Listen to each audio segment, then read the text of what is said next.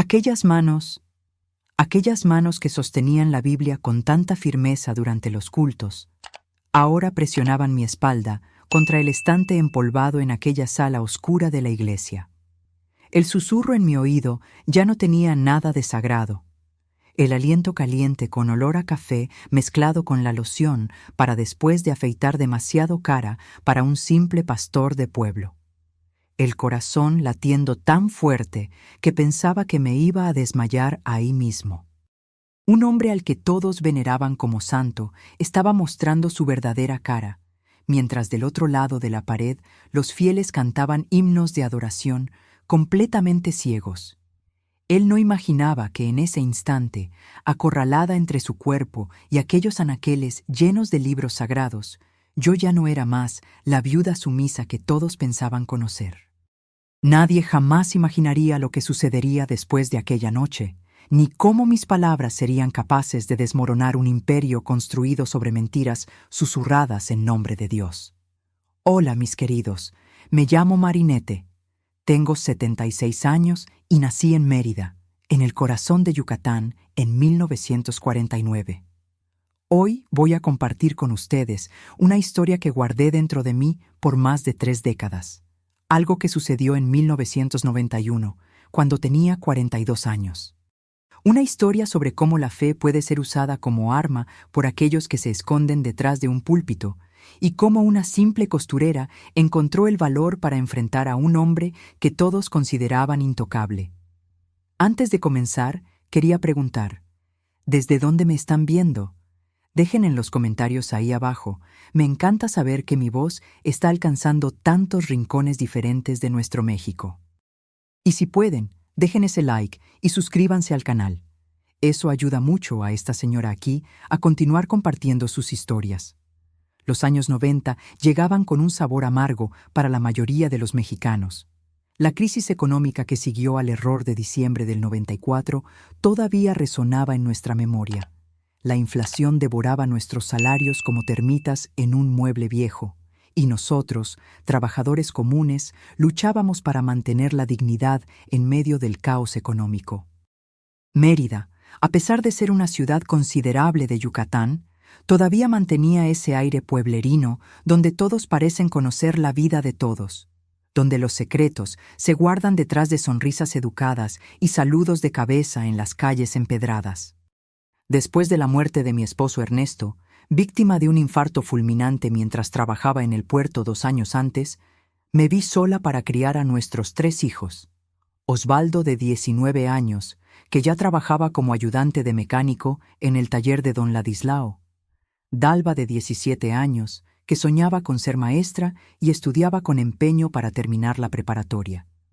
Y Vicente, mi más pequeño de 12 años, todavía niño, con esa mirada que mezclaba inocencia y una comprensión precoz de lo dura que es la vida, característico de niños que crecen conociendo la carencia. Nuestra casa quedaba en un barrio sencillo, una construcción modesta de bloc con paredes pintadas en ese amarillo claro que tanto me gustaba, porque me recordaba el vestido que usaba cuando conocí a Ernesto en 1969 en una feria del pueblo de la iglesia. El piso de cemento pulido se encerraba religiosamente todos los sábados con cera, dejando ese olor característico que se mezclaba con el aroma del pan casero que horneaba para el fin de semana. En el patio cultivaba un pequeño jardín de hierbas, albahaca, hierbabuena, ruda, romero, y un árbol de ciruela que daba frutos tan rojos que parecían pedazos de corazón latiendo entre las hojas. Los muebles eran sencillos, algunos heredados de mi madre, Concepción, otros comprados con mucho sacrificio en abonos interminables en la única tienda de muebles de la ciudad que aceptaba vender a una viuda sin garantías más allá de su palabra. Mi sustento venía de las manos curtidas de tanto coser. Tenía un pequeño taller en el centro de la ciudad, una sala rentada donde estaban mis 2 máquinas de coser, una Singer negra, tan antigua que había sido de mi madre, con ese pedal de fierro que parecía pesar 1 tonelada, y otra más moderna, comprada a plazos cuando Ernesto todavía vivía. El ruido rítmico de aquellas máquinas era la banda sonora de mis días, interrumpido solo por el tintineo de la campanilla de la puerta cuando entraba alguna clienta. Hacía de todo un poco, composturas, ajustes, ropa a la medida para las señoras más adineradas de la ciudad, uniformes escolares al inicio del año escolar, vestidos de fiesta cuando la ocasión lo pedía. No era un trabajo que me enriqueciera, pero ponía comida en la mesa y mantenía las cuentas al día, la mayoría de los meses. La vida social en Mérida giraba mucho alrededor de la religión. Las iglesias no eran solo lugares de culto, sino centros comunitarios donde se formaban amistades, donde los jóvenes encontraban a sus futuros cónyuges, donde las noticias corrían más rápido que el agua en época de lluvias. Fui criada en la Iglesia Católica, frecuentando la misa dominical en la Catedral de San Ildefonso, ese imponente templo de piedra que parecía observar la ciudad desde lo alto de su torre. Pero después de la muerte de Ernesto, cuando el peso de la soledad me aplastaba como un yunque invisible sobre los hombros, encontré acogida en otro lugar. La Iglesia de la Gracia Divina se había establecido en Mérida cerca de 5 años antes. Era una denominación independiente, sin conexión con las grandes iglesias evangélicas tradicionales. Funcionaba en un edificio sencillo, pintado de blanco, con una cruz azul en la fachada que se destacaba en la calle de casas coloridas. Por dentro, las bancas de madera barnizada brillaban bajo la luz que entraba por ventanas angostas, y el altar, siempre adornado con arreglos de flores frescas, transmitía una sensación de cuidado y dedicación. Al fondo, algunos salones más pequeños servían para estudios bíblicos, reuniones administrativas y la oficina pastoral. El fundador y líder era el pastor Onofre Campos, un hombre de sus 50 años, alto, de porte imponente, cabellos grises siempre impecablemente peinados y un par de ojos cafés que parecían ver directamente tu alma cuando predicaba.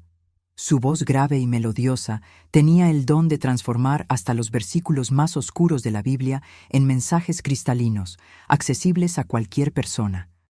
Había llegado a Mérida viniendo de Monterrey, trayendo consigo una historia conmovedora. Era viudo. Su esposa Ivonete había fallecido de cáncer años antes, y sus 2 hijos vivían en otros estados, uno médico en la Ciudad de México, otro ingeniero en Guadalajara. Aquella historia de pérdida personal, combinada con su carisma natural y una oratoria envolvente, conquistó rápidamente el corazón de los meridanos. Mi primer contacto con la Iglesia de la Gracia Divina sucedió por casualidad. Estaba regresando del taller una noche de miércoles, cargando bolsas pesadas con telas, cuando comenzó a caer una de esas lluvias yucatecas repentinas e implacables. Corrí para resguardarme bajo la marquesina más cercana, que era justamente la de la iglesia. Un culto estaba terminando y los fieles comenzaban a salir. Una señora llamada Augusta, de cabello completamente blanco, recogido en un chongo apretado y ojos bondadosos, me invitó a entrar y esperar a que pasara la lluvia. «Está empapada, mi hija. Entre un poco, acepte un café caliente». Fue imposible resistir aquella amabilidad. Entré tímidamente, sintiéndome fuera de lugar con mi ropa mojada y bolsas goteando. Me presentaron a algunas personas, todas extremadamente acogedoras, que no parecían importarles mi estado empapado o el hecho de que yo era una extraña. Fue cuando el pastor Onofre se acercó, con esa sonrisa que parecía iluminar el ambiente más que las lámparas fluorescentes del techo. «Bienvenida a la casa de Dios, mi hermana», dijo, extendiendo la mano. «La lluvia que la trajo hasta aquí puede haber sido solo el instrumento que el Señor usó para conducirla a su verdadero hogar espiritual». Aquellas palabras, dichas con tanta convicción, tocaron algo dentro de mí. Después de la muerte de Ernesto, me sentía como un barco a la deriva, sin ancla ni timón. La Iglesia Católica, con sus rituales solemnes y distantes, ya no lograba llenar el vacío que se había instalado en mi alma. Ahí, en ese lugar sencillo, con personas que me acogían sin hacer preguntas, sentí por primera vez en mucho tiempo que tal vez había un camino para la reconstrucción de mi vida. Volví el domingo siguiente, llevando a Vicente conmigo. Dalva, inicialmente reacia, acabó cediendo después de algunas semanas, atraída por el animado grupo de jóvenes. Osvaldo, siempre más escéptico y cerrado desde la muerte del padre, resistía bravamente a mis invitaciones, pero ocasionalmente aparecía en eventos especiales. El culto era diferente de todo lo que había experimentado en la Iglesia Católica. Más participativo, más emocional, con alabanzas cantadas con tanto fervor que parecían hacer vibrar todo el edificio. Y en el centro de todo, comandando como un maestro de orquesta, estaba el pastor Onofre, cuyas predicaciones me hacían llorar y reír, a veces en el espacio de pocos minutos. Rápidamente, me involucré en las actividades de la iglesia. Comencé participando en el grupo de mujeres, liderado por doña Josefina, una señora de sus 65 años que hablaba con la sabiduría de quien ya había visto de todo en la vida. En las reuniones semanales, estudiábamos la Biblia con un enfoque especial en las mujeres de las Escrituras, Esther, Ruth, Débora, figuras fuertes que habían enfrentado adversidades y salido victoriosas. Aquellos estudios me daban una fuerza interior que no sabía que necesitaba. Pronto también estaba en el coro, aunque mi voz nunca había sido entrenada formalmente. Lo que importa no es la perfección de las notas, sino la sinceridad del corazón, decía la hermana Margarita, la directora, cuando yo me disculpaba por desafinar en los ensayos. Y así, paso a paso, la iglesia se fue convirtiendo en una extensión de mi casa, un lugar donde me sentía útil, valorada, parte de algo más grande que yo misma. El pastor Onofre parecía tener un interés especial por mi familia. Frecuentemente preguntaba sobre mis hijos, ofrecía consejos sobre cómo lidiar con los desafíos de criarlos sola, y siempre tenía una palabra de aliento cuando compartía mis dificultades financieras. Dios honra a la viuda y al huérfano, hermana Marinette, decía, colocando la mano pesada en mi hombro de una forma que parecía transferir fuerza directamente a mi cuerpo cansado. Usted es un ejemplo de fe y perseverancia para toda esta congregación. Fue él quien me ayudó a negociar con don Valdemar, dueño de la tienda de telas, cuando necesité un plazo mayor para pagar un pedido grande de materiales.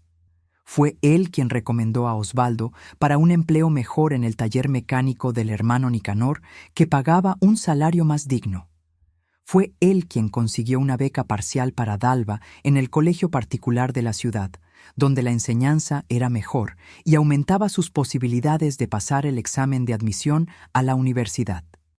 Pequeños y grandes gestos que parecían confirmar que Dios realmente estaba cuidando de nosotros a través de ese hombre. Poco a poco, el pastor Onofre se convirtió en una presencia constante en nuestra familia. Era invitado a comer en nuestra casa después de los cultos de domingo, ocasiones en que yo me esmeraba para preparar platillos especiales, aún con nuestro presupuesto apretado. Se sentaba a la cabecera de la mesa, el lugar que había sido de Ernesto, y contaba historias de sus viajes misioneros, de personas que había conocido, de milagros que había presenciado.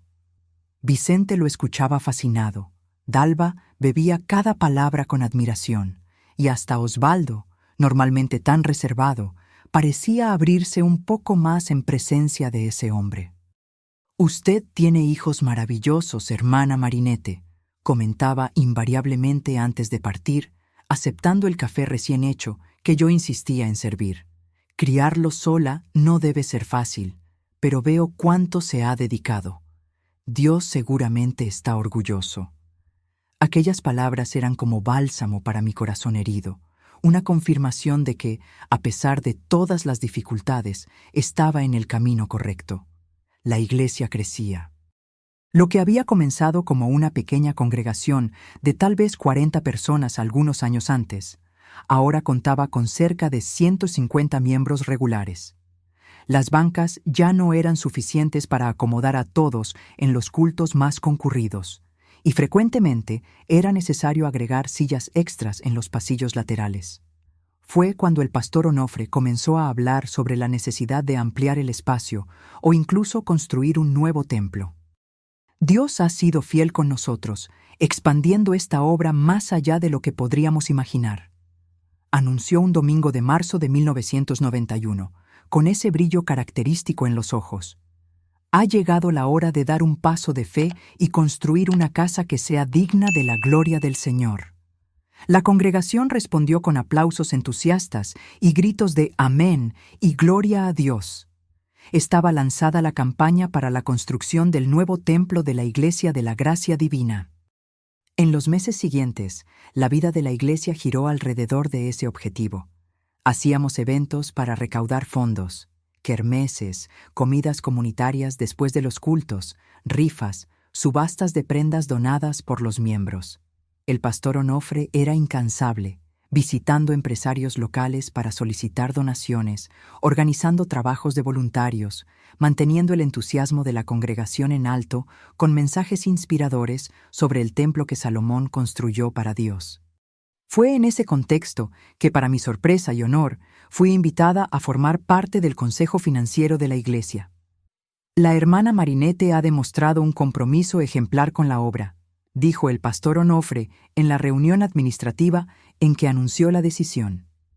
Además, como costurera, tiene un ojo atento para los detalles y una capacidad excepcional de hacer mucho con pocos recursos, cualidades esenciales para quien va a administrar las finanzas de este proyecto. Me sentí extremadamente valorada. Una viuda costurera, sin estudios más allá de la secundaria, siendo reconocida y confiada con tal responsabilidad. Aquello parecía la confirmación de que Dios realmente tenía planes especiales para mí, como el pastor siempre decía. El consejo estaba compuesto por 5 personas: yo, el pastor Onofre, el hermano Camilo, un contador jubilado de Banamex, la hermana Hilda, maestra de la escuela municipal, y el hermano Adalberto, dueño de una pequeña panadería en el centro de la ciudad. Nuestras reuniones sucedían los miércoles por la noche, después del culto de oración. Nos sentábamos alrededor de la mesa en el salón del fondo de la iglesia, contábamos las donaciones de la semana, discutíamos presupuestos presentados por diferentes constructores y planeábamos los próximos eventos para recaudación. El pastor Onofre presidía esos encuentros con la misma habilidad con que conducía los cultos, siempre comenzando con una oración y una breve reflexión bíblica, generalmente sobre la importancia de la fidelidad en la administración de los recursos de Dios. Fue en una de esas reuniones, a mediados de junio, después de una kermés particularmente exitosa el domingo anterior, que noté algo extraño. Mientras el pastor Onofre presentaba la contabilidad de la semana, percibí una discrepancia entre el valor que yo misma había contado al final de la kermés, pues estaba en el equipo que organizó el evento, y el número que aparecía en la planilla. No era una diferencia escandalosa, cerca de 300 nuevos pesos, pero considerando cuánto nos esforzábamos para recaudar cada centavo, aquello llamó mi atención. Comenté discretamente con el hermano Camilo después de la reunión, mientras caminábamos juntos hasta la parada del camión. Él se encogió de hombros y dijo que probablemente era solo un error de captura, que pasaba frecuentemente con números. «El pastor tiene tantas cosas en la cabeza, Marinette», comentó con una sonrisa comprensiva.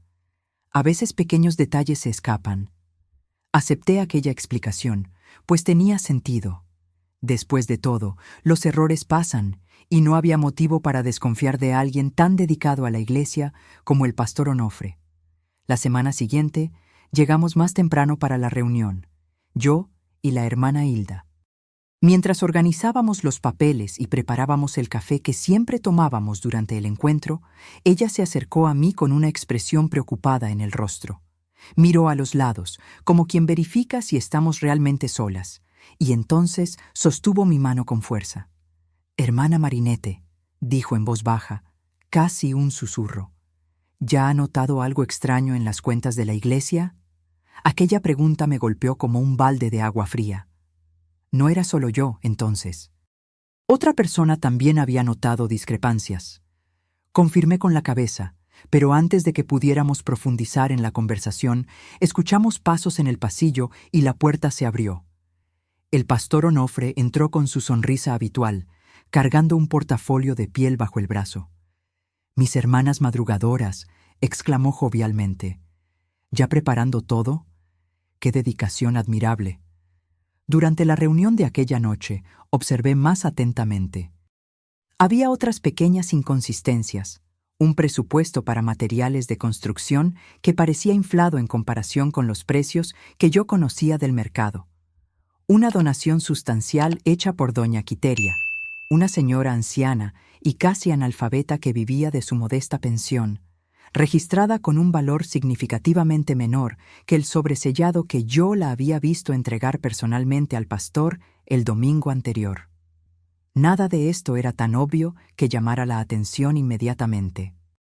Eran pequeñas desviaciones, valores que podrían fácilmente explicarse como errores administrativos inocentes. Pero cuando comencé a prestar más atención, a sumar esas pequeñas discrepancias a lo largo de las semanas, el monto se volvía considerable. Era como observar gotas de agua que, solas, parecen insignificantes, pero juntas forman un charco cada vez más grande. Comencé a hacer mis propias anotaciones, discretamente. Una libretita pequeña donde registraba los valores que observaba directamente, cuánto recaudábamos en los eventos que yo ayudaba a organizar, donaciones que yo presenciaba siendo entregadas, presupuestos que yo verificaba personalmente en las tiendas de material para construcción. No era una contabilidad formal o completa, pero me daba un parámetro para comparar con los números oficiales presentados en las reuniones. La hermana Hilda hacía lo mismo. Descubrí una tarde en que nos encontramos por casualidad en el mercado. Mientras escogíamos verduras lado a lado, me mostró su propia libretita escondida en la bolsa. «No quiero desconfiar», murmuró, mirando nerviosamente alrededor como si alguien pudiera estar espiando. «Pero algo no está bien, Marinette. Los números no cuadran». Decidí hablar con el hermano Camilo otra vez. Él era contador jubilado. Tenía años de experiencia con finanzas y seguramente podría aclarar si estábamos viendo problemas donde no existían. Lo invité a tomar un café en mi casa un sábado, cuando sabía que mis hijos estarían fuera. Osvaldo trabajando, Dalva en un ensayo del grupo de jóvenes de la iglesia y Vicente jugando fútbol con los amigos en la canchita del barrio. Para mi sorpresa, el hermano Camilo no pareció sorprendido con mis observaciones. Examinó mis anotaciones en silencio, los lentes resbalándose por la nariz aguileña mientras sus dedos nudosos volteaban las páginas de mi libretita. Finalmente levantó los ojos y suspiró profundamente. «Marinette», dijo, dejando de lado el habitual hermana que usábamos en la iglesia. «Hace meses que desconfío. Pero el pastor tiene mucho poder aquí. Nadie nos va a creer contra su palabra». Pregunté sobre la hermana Hilda, y él confirmó que ella también sospechaba, pero tenía miedo de hablar. «Sabes que la escuela donde ella trabaja pertenece al cuñado del pastor, ¿verdad? Tiene miedo de perder el empleo». Esta información me tomó por sorpresa. No sabía de esa conexión. Comencé a darme cuenta de que el pastor Onofre tenía mucha más influencia en la ciudad de lo que imaginaba. El hermano Camilo me contó más. El terreno que la iglesia estaba negociando para la construcción del nuevo templo pertenecía a un primo del pastor. El contrato de renta del edificio actual tenía valores muy por encima del mercado local, y el propietario era un amigo cercano de él de los tiempos de Monterrey. El material de construcción se estaba comprando exclusivamente en la tienda de don Geraldo, que, coincidentemente, ofrecía generosos regalos al pastor en fechas conmemorativas. «Todo esto puede ser solo coincidencia», ponderó el hermano Camilo, frotándose los ojos cansados detrás de los lentes. «Pero cuando juntas todas las piezas...» No terminó la frase, pero no necesitaba. El cuadro que se formaba era demasiado perturbador para ser ignorado. Esa semana, el pastor Onofre me trató con una frialdad inusual. En los cultos, apenas me miraba. Cuando intentaba hablar sobre asuntos de la iglesia después de las celebraciones, me interrumpía o decía que estaba ocupado. Era como si algo hubiera cambiado drásticamente entre nosotros, sin ninguna explicación aparente. También noté que otros miembros de la congregación comenzaban a tratarme de forma diferente. Algunos evitaban conversaciones largas, otros me observaban con expresiones desconfiadas. Fue la hermana Hermelinda, una señora anciana que participaba en el grupo de oración matutino, quien me dio la primera pista de lo que estaba sucediendo. Marinette, mi hija, dijo después de uno de los encuentros, sosteniendo mi brazo con una fuerza sorprendente para alguien tan frágil. ¿Es verdad que estás cuestionando la integridad del pastor? Él dijo en la reunión de diáconos que has estado esparciendo dudas sobre la administración de la iglesia. Quedé en shock. No había hablado con nadie más que el hermano Camilo y la hermana Hilda sobre mis observaciones. ¿Cómo podía saberlo el pastor? Y más importante, ¿cómo se atrevía a distorsionar mis preocupaciones legítimas como si fueran ataques personales? Intenté explicar a la hermana Hermelinda que solo estaba tratando de garantizar que todo se estuviera haciendo correctamente, que era mi responsabilidad como miembro del Consejo Financiero, pero me di cuenta por su mirada que ya había formado su opinión. Un miércoles por la noche me informaron que ya no habría reunión del Consejo Financiero esa semana. Me extrañó, pues estábamos en fase crucial de la planeación de la construcción. Aún así, fui al culto de oración como de costumbre. Al final, cuando la mayoría ya se había ido y solo algunas personas acomodaban las sillas y organizaban los himnarios, el pastor Onofre me llamó al salón del fondo, diciendo que necesitaba mostrarme algo sobre las cortinas que yo estaba haciendo para el nuevo templo. Entré al salón sin sospechar. Él cerró la puerta detrás de nosotros y se quedó parado por un momento, observándome con una expresión que nunca había visto en su rostro. Los ojos, normalmente tan cálidos, estaban fríos y duros como piedras en el fondo de un río. La sonrisa, siempre lista para iluminar una conversación, había dado lugar a una línea fina y tensa. Era como si una máscara hubiera caído, revelando a una persona completamente diferente de aquella que conocía, o pensaba conocer. «Usted ha sido una piedra en mi zapato, hermana Marinette», comenzó, su voz más grave y amenazante de lo que jamás había escuchado. Anduvo contando los centavos de las ofrendas, cuestionando los presupuestos, conversando a las espaldas con otros miembros del consejo. ¿Cree que no sé? ¿Que no tengo ojos y oídos por toda esta iglesia que yo construí? Intenté explicarme, decir que solo estaba cumpliendo mi papel como consejera financiera, que tenía responsabilidad ante Dios y la congregación, pero él no quería escuchar. Su voz se iba poniendo más alta, más agresiva, mientras se acercaba a mí paso a paso, haciéndome retroceder hasta sentir el anaquel de libros contra mi espalda. «Usted ha estado esparciendo mentiras sobre mí, cuestionado mi autoridad como hombre de Dios», continuó, ahora tan cerca que podía sentir el calor de su respiración en mi cara. ¿Sabe qué les pasa a las personas que se levantan contra los ungidos del Señor? La Biblia es muy clara sobre eso.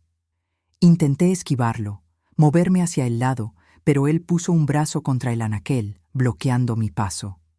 «Pastor», logré decir, mi voz más firme de lo que esperaba, «solo quiero transparencia. El dinero es de la iglesia, del pueblo de Dios, no nuestro». Fue cuando sentí sus manos en mi espalda, empujándome más fuerte contra el anaquel. Un libro cayó con el impacto, el golpe sordo en el piso, pareciendo absurdamente fuerte en el silencio tenso del salón. «Usted necesita aprender a respetar la autoridad», dijo, su cara a centímetros de la mía, el aliento caliente de café mezclado con el olor de loción para después de afeitar invadiendo mis fosas nasales. Una de sus manos bajó a mi cintura, mientras la otra sostuvo mi brazo con fuerza. «Puedo hacer que lo pierda todo, ¿sabía? Sus hijos me respetan más que a usted. Su hija Dalva confía en mí. Todos confían en mí». En ese momento, algo dentro de mí explotó. No era solo el miedo por la situación en que me encontraba. Era la rabia acumulada de todas las manipulaciones, de todas las mentiras, de toda la falsa santidad. Era la indignación de ver la fe de las personas, mi fe, siendo usada como herramienta de control y explotación. Era la ira de una madre cuyos hijos estaban siendo mencionados como piezas en un juego de poder. «Quite sus manos de mí ahora», grité con una voz que no parecía la mía, tan alta y firme que por un instante él retrocedió, sorprendido. Usted no es hombre de Dios para nada. Es un ladrón que roba el dinero de las viudas y de los pobres, un lobo vestido de cordero. Intentó taparme la boca con la mano, pero lo empujé con toda la fuerza que tenía. Si me vuelve a tocar, voy a gritar tanto que todo mundo en esta iglesia va a oír. Y después voy a ir a la delegación a contar todo lo que usted ha hecho con el dinero de la construcción. Escuchamos pasos en el pasillo y la puerta se abrió. Era Bartolomé, el diácono más viejo de la iglesia, acompañado de la hermana Dalvina que ayudaba en la limpieza. Sus ojos se abrieron como platos al ver la escena. Yo recargada en el anaquel, ropa desarreglada, cara roja, el pastor Onofre a algunos pasos de distancia, claramente alterado. «¿Qué está pasando aquí?», preguntó Bartolomé con voz temblorosa. Antes de que el pastor pudiera fabricar alguna mentira, solté. «Este hombre está robando dinero de la iglesia hace meses, y ahora intentó atacarme cuando lo confronté». El pastor Onofre soltó una risa forzada. «Miren nomás, la hermana Marinette está claramente perturbada. Tal vez sea la presión de ser viuda, criar a los hijos sola». Intentaba sonar comprensivo, pero su voz temblaba. La hermana Dalvina, una señora de sus 60 años, que siempre había sido callada y reservada, dio un paso al frente. Sus ojos, normalmente bajos y sumisos, ahora miraban directamente al pastor Onofre con una intensidad que nunca había visto en esa mujer tan discreta. «Yo oí todo», dijo, su voz delgada, pero sorprendentemente firme. «Estaba limpiando el salón de al lado y escuché cuando usted la amenazó, pastor». Se volvió hacia Bartolomé, cuyo rostro palidecía a cada segundo. Dijo que podía hacer que ella lo perdiera todo. Habló de sus hijos de una manera en que un pastor no debería hablar. El rostro del pastor Onofre se transformó. El rojo de la ira dio lugar a un blanco cadavérico, como si toda la sangre hubiera abandonado su cara de golpe. Por primera vez desde que lo conocía, parecía sin palabras, la boca abriéndose y cerrándose como un pez fuera del agua. «Esto es un absurdo», finalmente logró decir, pero su voz ya no cargaba la misma autoridad. «Estas mujeres están inventando cosas, hermano Bartolomé. Me conoce desde hace años, sabe de mi carácter, de mi dedicación a esta obra». Bartolomé miraba de uno a otro, claramente en conflicto. Era posible ver en su rostro arrugado la batalla interior, la lealtad de años al pastor contra el shock de lo que acababa de presenciar y escuchar. «Vamos todos a calmarnos», dijo finalmente, pasándose la mano por el cabello ralo y gris. «Mañana hablamos con más calma, con los otros diáconos presentes». Salí de la iglesia esa noche con las piernas temblando, el corazón todavía acelerado, como si hubiera corrido kilómetros. La hermana Dalvina insistió en acompañarme hasta mi casa, aunque vivía en la dirección opuesta. «No es seguro que ande sola después de esto», dijo con una sabiduría simple. Durante el camino me contó que ya sospechaba del pastor desde hacía tiempo.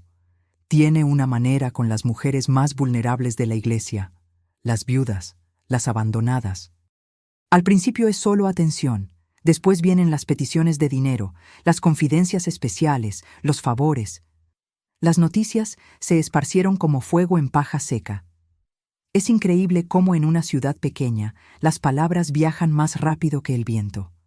En los días siguientes, el teléfono de la tiendita de don Jesuíno, que quedaba en la esquina de mi calle, no dejó de sonar con personas queriendo hablar conmigo.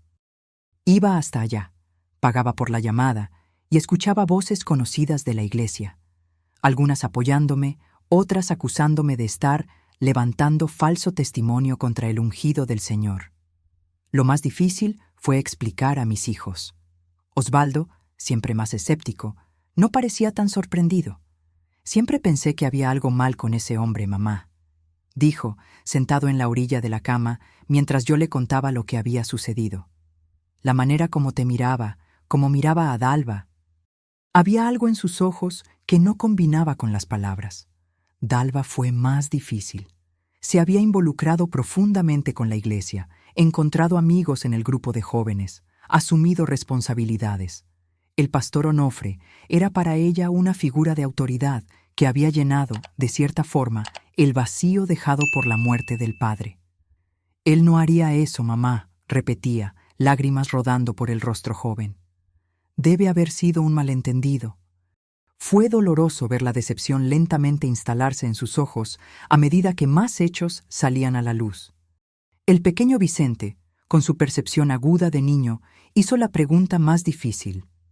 «Si él no es un hombre bueno, mamá, ¿cómo podía hablar de Dios de esa manera? ¿Cómo vamos a saber quién está diciendo la verdad sobre Dios?» No tenía respuestas fáciles para eso.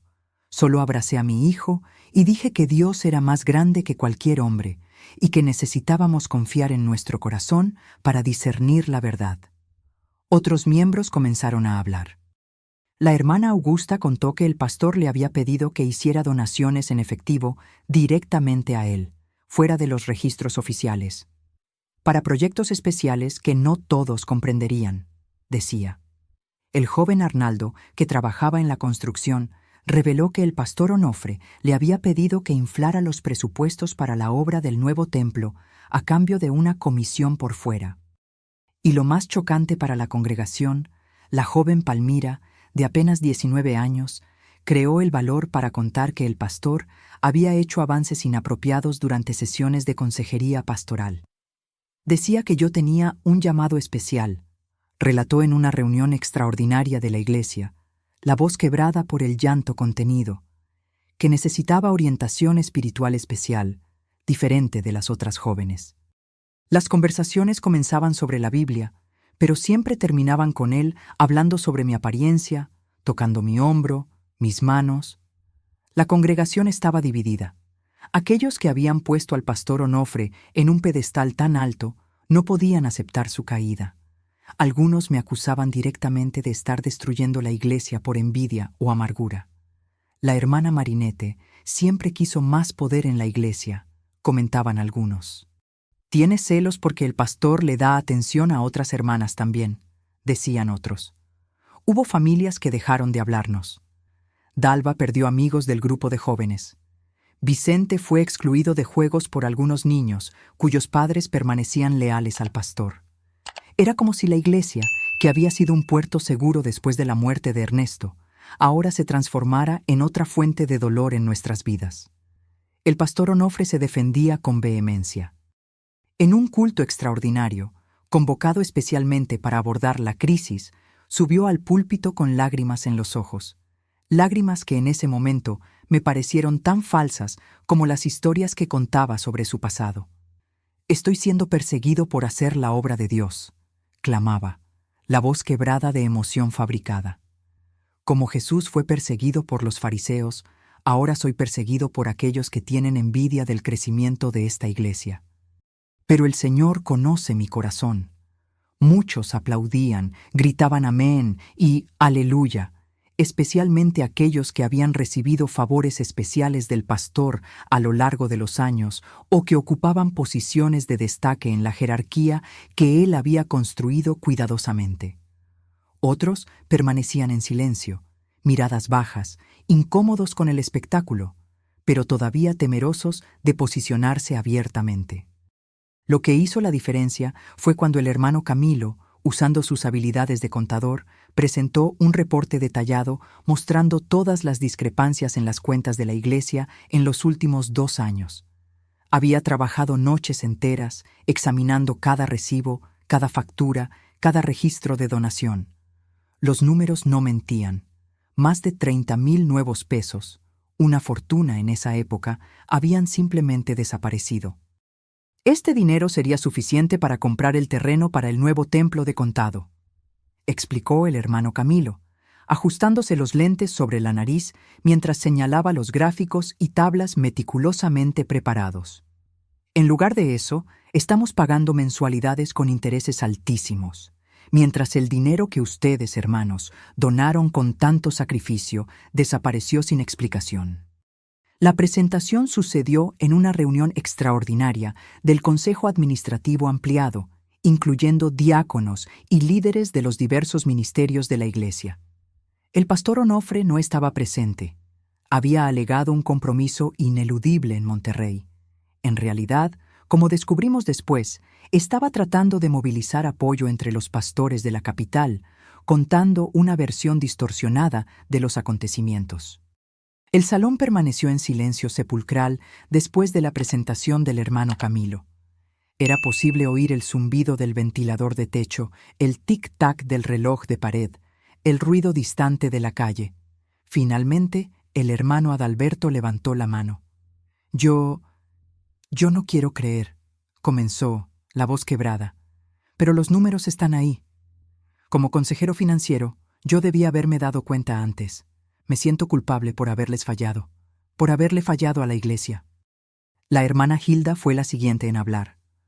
Yo noté algunas discrepancias, confesó, pero tenía miedo de hablar. El pastor conoce al director de la escuela donde trabajo. Tuve miedo de perder mi empleo, de no poder mantener a mi familia. Lágrimas corrían por su rostro mientras hablaba. Perdónenme por haberme callado tanto tiempo. Uno a uno, otros comenzaron a compartir sus propias experiencias y observaciones. Era como si una presa se hubiera roto. Años de pequeñas dudas, comentarios extraños, situaciones incómodas que habían sido ignoradas o racionalizadas ahora emergían con toda fuerza. El hermano Silverio, un hombre normalmente tan reservado que raramente hablaba en las reuniones, reveló que el pastor Onofre había intentado convencerlo de poner el terreno que heredó de su padre como garantía para un préstamo para la iglesia.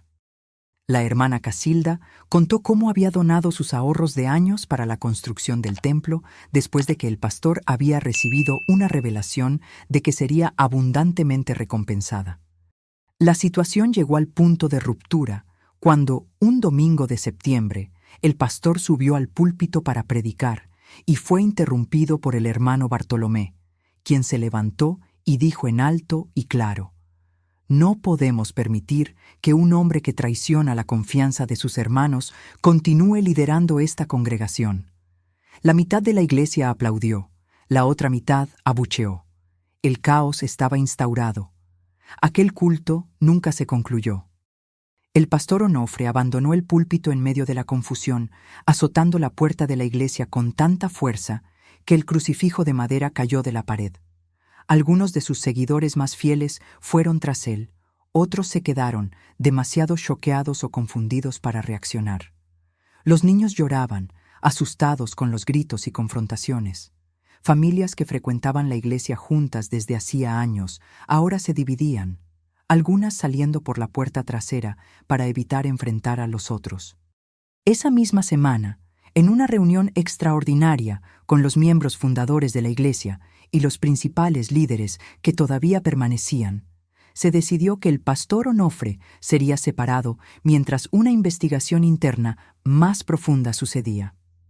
El hermano Bartolomé, como diácono más antiguo, asumiría temporalmente el liderazgo de los cultos, aunque dejó claro que no se consideraba pastor y no tenía pretensión de serlo.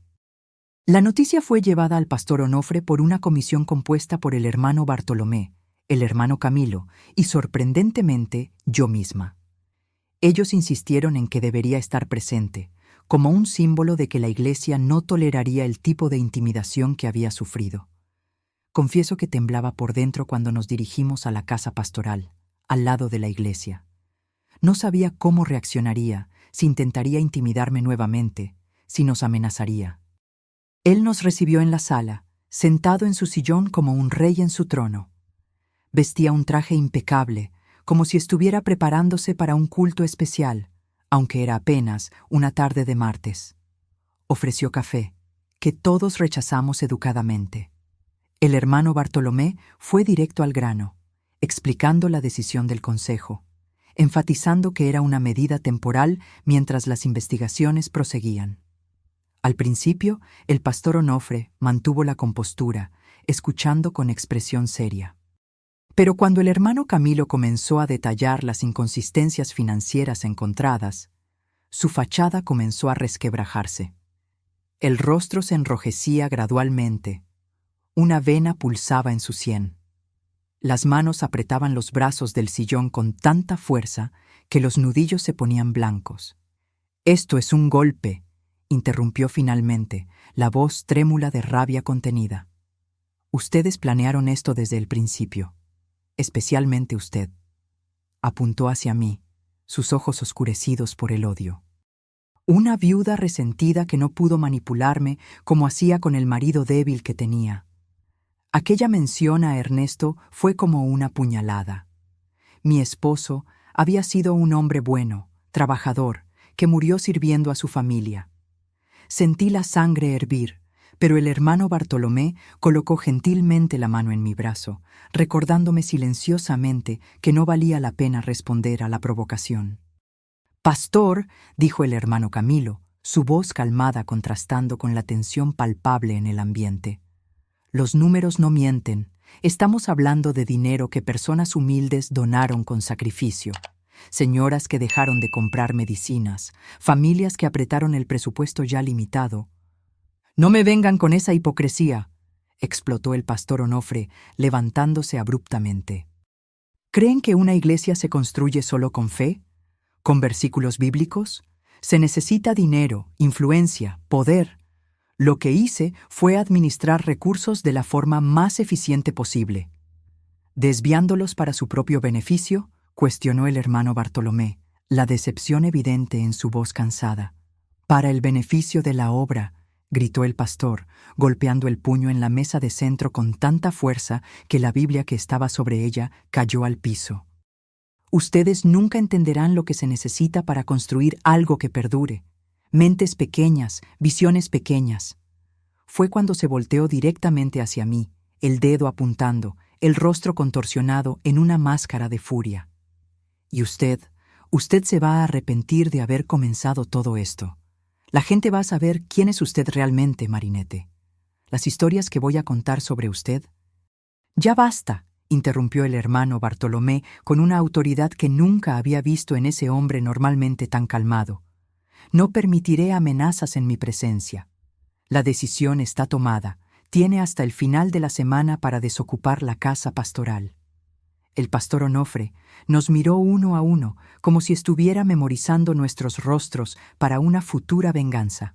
Entonces, sin más palabras, señaló la puerta. Salimos en silencio, el peso de ese encuentro acompañándonos como una nube oscura. No aceptó bien la decisión, como era de esperarse. En los días siguientes, movilizó a sus seguidores más leales, convocando reuniones en casas particulares donde presentaba su versión de los hechos, que estaba siendo perseguido por fuerzas malignas que querían impedir el crecimiento de la iglesia, que todo no pasaba de ser una conspiración liderada por mí, una mujer amargada que buscaba poder. Algunos le creían ciegamente, repitiendo sus acusaciones por la ciudad. Hubo días en que apenas podía caminar por las calles sin oír cuchicheos o recibir miradas de desaprobación. El taller sufrió también. Algunas clientas antiguas cancelaron pedidos, diciendo que ya no querían hacer negocios conmigo. Fue un periodo difícil financieramente, con cuentas acumulándose y trabajo escaseando. Pero por cada persona que se alejaba, otra se acercaba. Clientas nuevas aparecían, diciendo que admiraban mi valor. Vecinos que nunca habían frecuentado la iglesia tocaban a mi puerta ofreciendo un pan dulce, un café, una conversación. La hermana Dalvina, que había sido mi aliada desde el inicio, organizó un grupo de señoras para encargar manteles y servilletas bordadas para un evento benéfico del hospital, garantizándome trabajo por varias semanas. La investigación interna de la iglesia confirmó todo lo que sospechábamos y más. El hermano Camilo, con la ayuda de 2 contadores más de la congregación, se sumergió en los registros financieros de los últimos 3 años. Descubrieron un patrón consistente de desvíos, valores inflados, donaciones no registradas, presupuestos falsos, recibos duplicados, una red compleja de manipulaciones financieras que indicaba no solo oportunismo, sino un plan cuidadosamente planeado. Más perturbador todavía fue cuando comenzamos a investigar el pasado del pastor Onofre. Una llamada a la iglesia en Monterrey que decía haber frecuentado reveló que nadie lo conocía ahí. No había registro de su ordenación en ninguna denominación evangélica reconocida. Su nombre verdadero ni siquiera era Onofre Campos, sino Olavo Meneses, como descubrimos cuando un miembro de la iglesia que tenía un primo policía en Monterrey consiguió algo de información. No había esposa fallecida de cáncer, ni hijos médicos o ingenieros en otros estados. Era todo una elaborada mentira, cuidadosamente construida para crear una historia conmovedora que inspirara confianza y admiración. En Monterrey había salido a las carreras después de acusaciones similares en otra iglesia: desvío de dinero, manipulación de fieles, comportamiento impropio con mujeres vulnerables. Mientras estas revelaciones surgían, el ahora expastor no se quedó quieto. Reunió cerca de 30 miembros fieles y anunció la fundación de una nueva iglesia, la verdadera Iglesia de la Gracia Divina, que funcionaría temporalmente en la casa del hermano Moasir, uno de sus seguidores más devotos, mientras buscaban un local permanente. Nuestra congregación nunca volvió a ser la misma. Algunos miembros se fueron, incapaces de lidiar con la decepción o todavía fieles al expastor.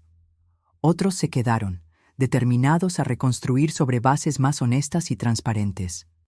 El sueño del nuevo templo se pospuso indefinidamente, y nos concentramos en sanar las heridas dejadas por toda aquella experiencia.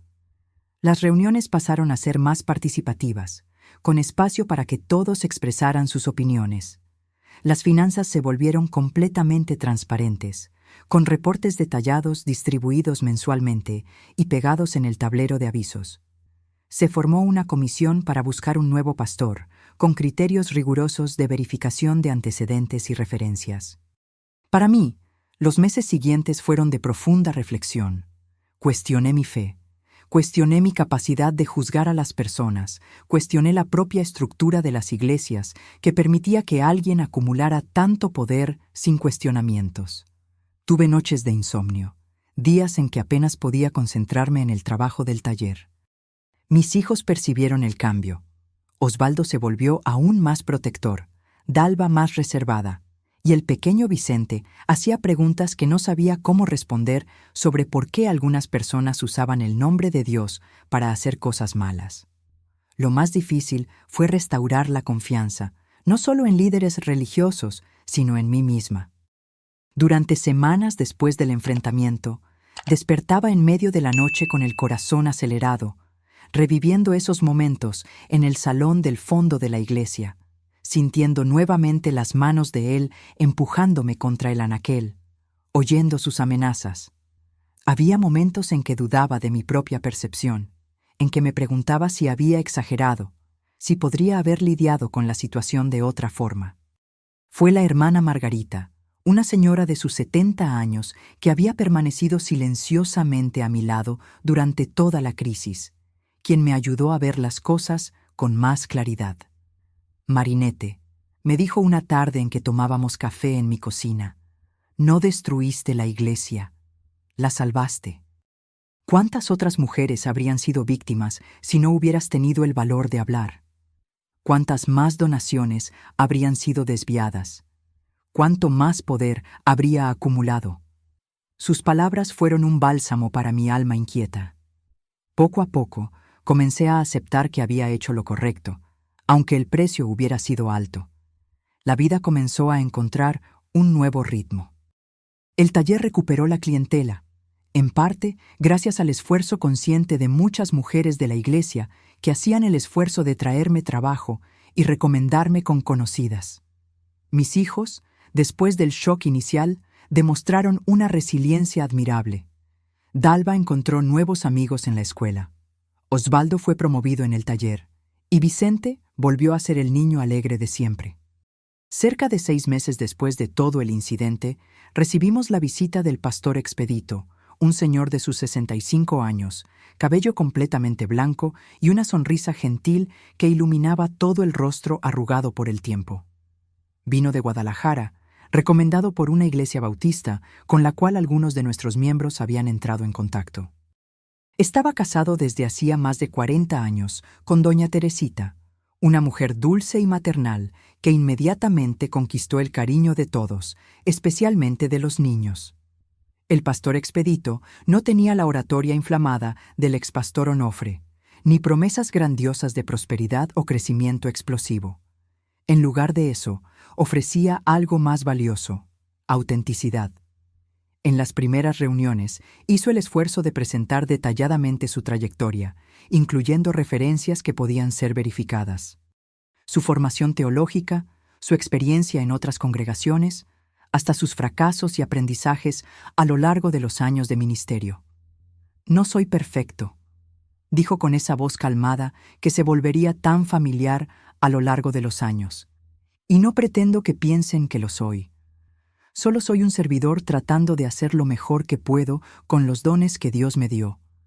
Ustedes pasaron por una experiencia dolorosa y vamos a tomar tiempo para reconstruir la confianza. Estoy dispuesto a esperar». Bajo el liderazgo del pastor Expedito, la iglesia lentamente sanó. Implementó sistemas de rendición de cuentas que garantizaban transparencia total en las finanzas. Las decisiones importantes se tomaban colectivamente después de amplia discusión.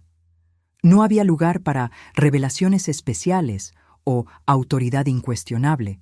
Todo se basaba en el consenso y el respeto mutuo. Lo más impresionante era su humildad genuina. Cuando no sabía la respuesta a alguna pregunta teológica, lo admitía francamente y se proponía estudiar el asunto. Cuando cometía errores, pedía disculpas abiertamente. Era un hombre que vivía lo que predicaba, sin la necesidad de crear una imagen de perfección o superioridad. En cuanto al expastor Onofre, o mejor dicho, Olavo, su nueva iglesia no duró mucho.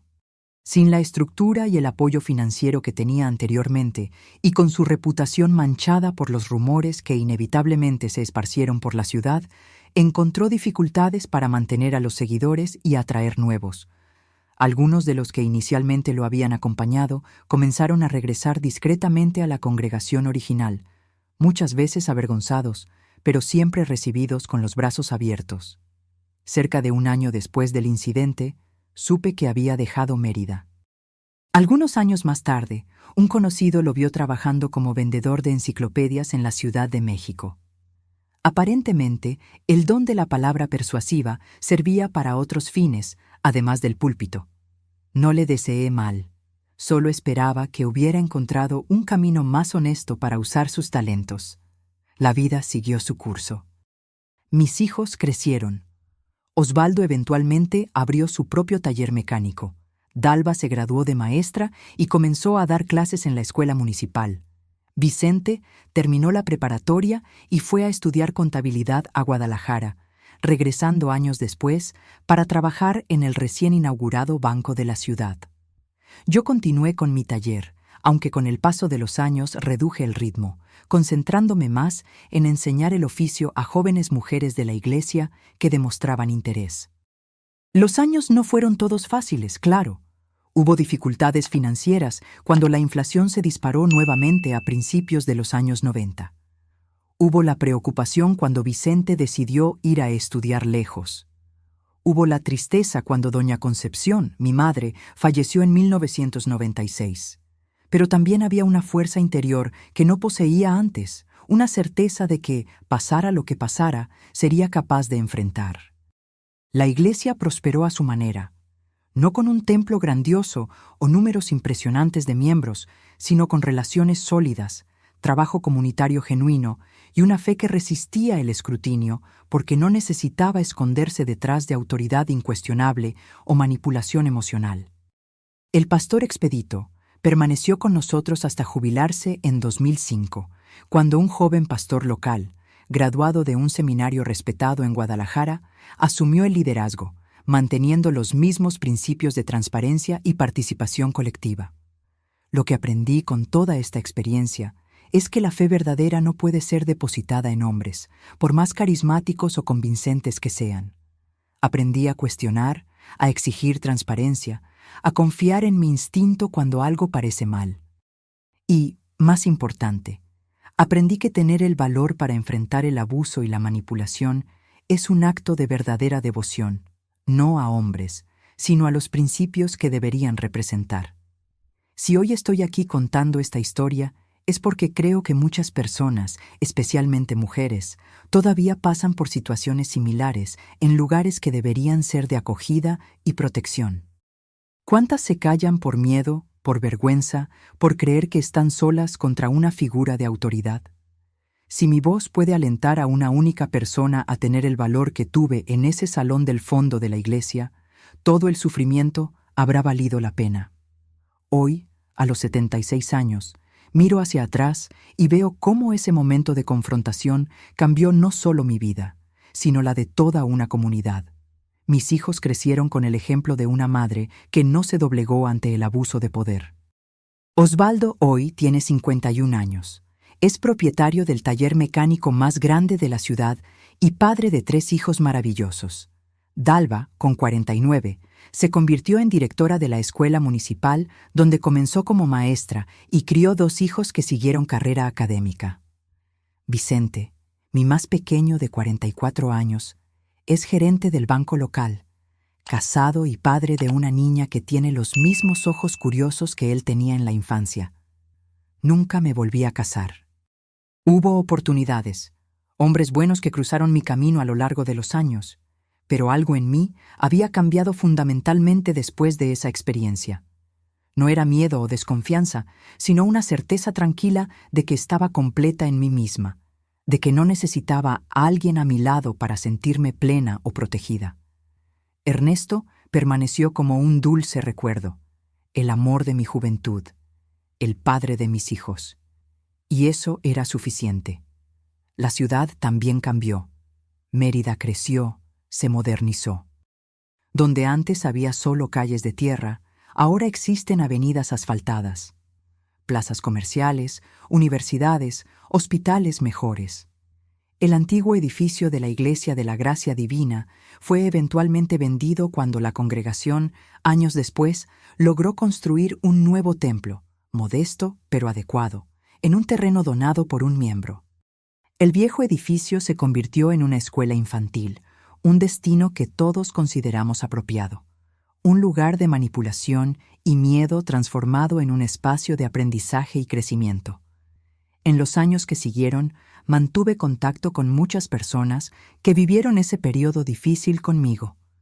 La hermana Dalvina, que tuvo el valor de confirmar lo que había presenciado, se volvió una amiga cercana hasta su fallecimiento en 2010. El hermano Camilo, con su integridad inquebrantable, fue un consejero frecuente en cuestiones financieras hasta mudarse a vivir con su hijo en Guadalajara, ya en sus últimos años. La hermana Hilda continuó dando clases, eventualmente jubilándose y dedicando su tiempo a alfabetizar adultos en la periferia de la ciudad.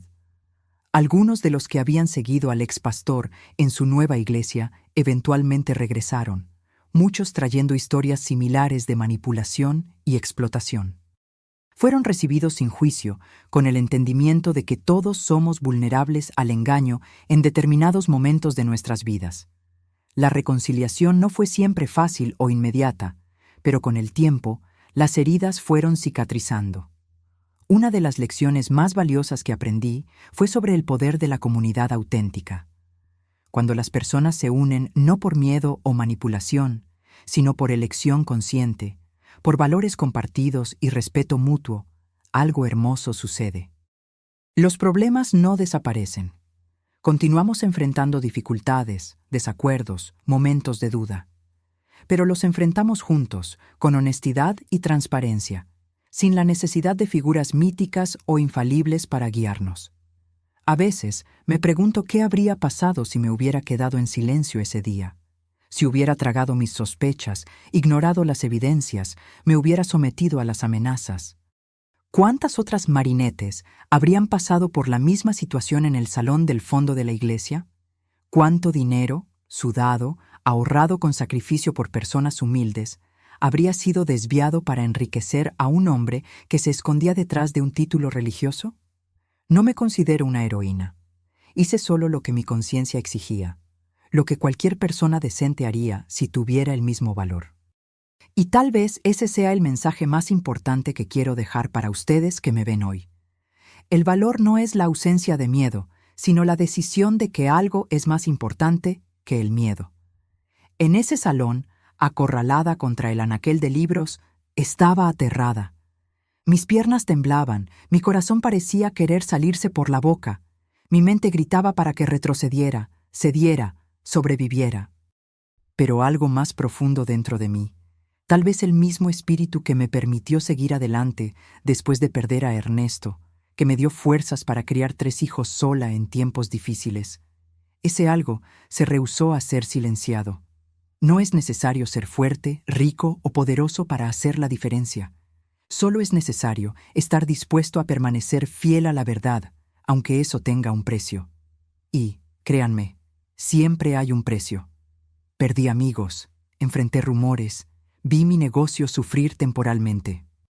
Mis hijos pasaron por momentos de vergüenza y confusión. Hubo noches en que lloré hasta dormir, cuestionando si había hecho lo correcto. Pero por cada lágrima derramada, hubo un momento de profunda satisfacción al saber que había permanecido íntegra. Por cada amistad perdida, otras más auténticas fueron formadas. Por cada dificultad enfrentada, una lección valiosa fue aprendida y transmitida a mis hijos, y ahora a mis nietos, que crecen sabiendo que su abuela tuvo el valor de enfrentar lo que estaba mal, aunque hubiera sido más fácil callarse. Los años fueron pasando, y la historia del pastor Onofre, Olavo, se volvió gradualmente menos presente en las conversaciones de la ciudad. Nuevas generaciones crecieron sin conocer los detalles de lo que había sucedido. La vida continuó su flujo imparable. Celebramos bodas, nacimientos, graduaciones, lloramos pérdidas, despedidas, cambios inevitables. En 2015 recibí una sorpresa inesperada. Una carta llegó por el correo, con el sello de Veracruz. El remitente era alguien llamado Josías Meneses. No reconocí el nombre inmediatamente, pero al abrir y comenzar a leer, mi corazón se aceleró. Era el hijo de Olavo Meneses, el verdadero nombre del expastor Onofre. Estimada señora Marinete, comenzaba la carta, escrita con una caligrafía cuidadosa. Mi nombre es Josías, hijo de Olavo Meneses, que usted conoció como pastor Onofre Campos en Mérida, en los años 90. Mi padre falleció hace 3 meses, de un cáncer en el páncreas que lo consumió rápidamente. En sus últimos días, entre morfina y momentos de lucidez, habló mucho sobre el pasado, sobre errores cometidos, sobre personas que había perjudicado. La carta continuaba, explicando que Josías había crecido sin mucho contacto con el padre, que había salido de la vida de la familia cuando él tenía apenas 8 años. Olavo había tenido varios matrimonios y relaciones a lo largo de la vida, dejando un rastro de familias fragmentadas y deudas sin pagar. En los últimos años, sin embargo, había buscado al hijo, intentando algún tipo de reconciliación. Durante nuestros últimos encuentros, mi padre mencionó su nombre varias veces, continuaba Josías. Habló sobre cómo usted tuvo el valor que muchos no tuvieron, sobre cómo eso cerró una fase de su vida en que causó mucho sufrimiento. Nunca lo vi admitir sus errores tan abiertamente como en esos momentos finales. El hijo explicaba que había encontrado mi dirección entre las pertenencias del padre. Aparentemente, Olavo había mantenido anotaciones sobre varias personas de su pasado. No estoy escribiendo para pedir perdón en su nombre, pues creo que el perdón es algo personal, que no puede ser intermediado. Escribo solo para que sepa que sus acciones tuvieron consecuencias más allá de lo que podría imaginar. Que la verdad que usted defendió eventualmente encontró su camino hasta el corazón de quien más se resistió a ella. Leí y releí esa carta innumerables veces en las semanas siguientes. No sentí alegría con la noticia de la muerte de Olavo, solo una especie de paz melancólica. Nunca deseé su sufrimiento o su ruina, solo que la verdad prevaleciera, que se hiciera justicia, que otras personas fueran libradas de la manipulación y el abuso que perpetraba. Respondí a Josías, agradeciéndole por el valor de hacer contacto y compartiendo brevemente mi versión de los eventos de esa época. No nos volvimos amigos cercanos, pero intercambiamos algunas cartas en los años siguientes, y hasta me visitó una vez, cuando vino a Mérida por trabajo. Era un hombre gentil, con una sonrisa triste que me recordaba vagamente la del padre, pero sin la misma intensidad manipuladora en los ojos. Esta correspondencia inesperada me hizo reflexionar sobre el largo alcance de nuestras acciones. Nunca sabemos realmente el impacto que una decisión valiente puede tener, no solo en nuestra propia vida o en las vidas de quienes están inmediatamente a nuestro alrededor, sino en círculos cada vez más amplios que se extienden por el tiempo y el espacio, tocando personas que tal vez nunca conoceremos. Hoy, sentada aquí frente a esta cámara, compartiendo esta historia que guardé por tantos años, me pregunto cuántos de ustedes viendo ya enfrentaron situaciones similares. ¿Cuántos ya se vieron ante la elección entre la verdad incómoda y el silencio conveniente? ¿Cuántos ya sintieron el peso opresivo de una autoridad abusiva, sea un pastor, un jefe, un pariente, un cónyuge, alguien que usó su poder para intimidar, manipular, explotar? Si están en esa situación ahora, quiero que sepan, no están solos. Su voz importa, su verdad merece ser escuchada. Y aunque el precio parezca demasiado alto en el momento, la libertad que viene de mantenerse fiel a uno mismo es incalculable. Claro, no todas las historias tendrán el mismo desenlace que la mía. No siempre habrá una hermana Dalvina para testificar a su favor, o un hermano Camilo para presentar evidencias irrefutables. A veces, la justicia inmediata no llega. A veces, es necesario seguir adelante cargando solo la certeza interior de haber hecho lo correcto. Y eso, mis queridos, es más que suficiente. Porque al final, cuando miramos hacia atrás en nuestras vidas, como yo hago ahora a los 76 años, no es el juicio de los demás lo que realmente importa. Es la capacidad de mirarse al espejo y reconocer a la persona que nos mira de vuelta.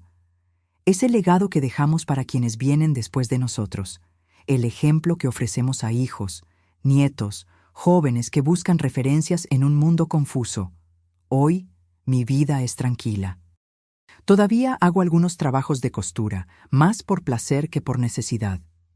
Paso mucho tiempo con mis nietos, 7 en total, cada uno con su personalidad única, sus sueños y desafíos. Participo en las actividades de la iglesia, ahora liderada por un joven pastor que ni siquiera había nacido cuando toda esta historia sucedió. Encuentro alegría en las cosas pequeñas, un desayuno con amigas, una tarde en el jardín, el susurro de las hojas del árbol de ciruela que todavía resiste en el patio, aunque ya no da frutos tan rojos como antes. Y a veces, cuando el viento sopla de cierta manera, trayendo el olor a tierra mojada que antecede la lluvia, me acuerdo de esa noche en que entré por primera vez a la iglesia de la gracia divina, empapada y vulnerable. Me acuerdo del camino sinuoso que siguió a partir de ahí, las alegrías, los dolores, los descubrimientos, las pérdidas. Y siento una profunda gratitud por todas las experiencias, incluso las más difíciles, que me moldearon en la mujer que soy hoy. La vida es así, mis queridos, un tapiz complejo de momentos claros y oscuros, de elecciones que hacemos y circunstancias que nos son impuestas. Lo importante no es evitar los hilos oscuros, sino aprender a tejerlos junto con los claros, creando un patrón que, visto de lejos, cuenta una historia de resistencia, crecimiento y, sobre todo, autenticidad. Si esta historia los tocó de alguna forma, dejen su comentario ahí abajo. Cuéntenme si ya pasaron por algo similar, si ya tuvieron que enfrentar a alguien en posición de autoridad que abusaba de su poder. Y no se olviden de dejar su like y suscribirse al canal para continuar escuchando las historias de esta viejita que, aún con todas las caídas de la vida, todavía cree en el poder de la verdad y en el valor del coraje. Gracias por escucharme, por darme la oportunidad de compartir esta parte tan dolorosa, pero también tan transformadora de mi jornada. Que cada uno de ustedes encuentre el valor necesario para enfrentar sus propios desafíos, para defender la verdad, aunque eso signifique quedarse solo por un tiempo. Recuerden, muchas veces, lo que parece ser el fin de un camino es solo el comienzo de otro más auténtico, más verdadero, más alineado con quienes realmente somos. Hasta la próxima historia, mis queridos. Esta vieja costurera que les habla les manda un abrazo apretado desde el fondo del corazón.